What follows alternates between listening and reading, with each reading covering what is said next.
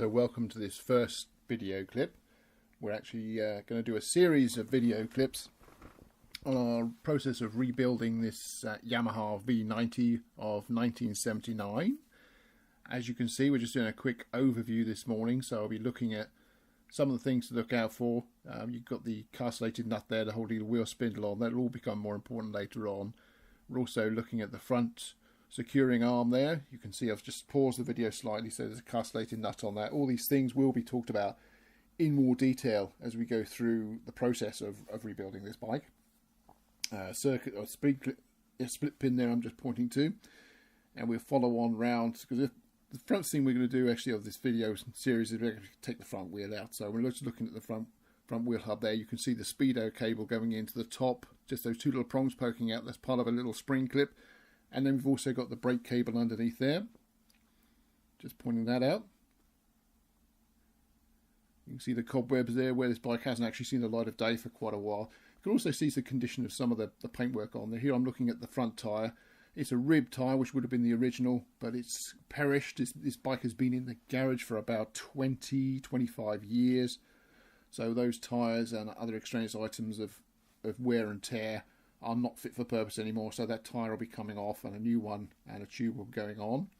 As we pass around, you've got the cowling there. All the V series of Yamahas always seem to have a black cowling. I never liked that. It always looked a bit like they hadn't finished it. So that'll actually be going to a red colour. We're going to change the colour of the bike.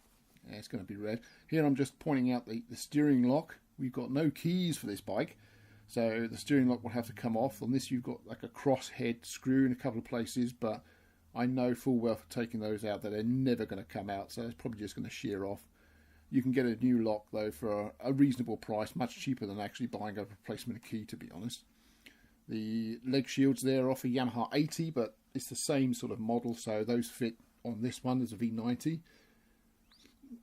And you can see the side panel there. I've actually done a little bit of prep work. I painted that red just to see what it looks like. Standing back, I think it stands out a lot better than the brown. The brown is just so yucky a colour, so we're going to have a cream colour for the side panels and the chain case, and the rest of the bike will be right red, apart from the leg shields, of course.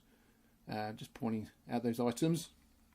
We had a recent recover on the seat. That's why the seat condition looks so good. Again, the tyre on the back is probably a little bit newer, but it's going to replace one. You may as well replace the other. It's force economy not to do it after so long in the shed. Looking at the brake hub there, the drums, it's a similar sort of one to the front, so they'd be the same sort of size. And the general condition of the spokes is pretty good. It was pretty much oiled up before it went away.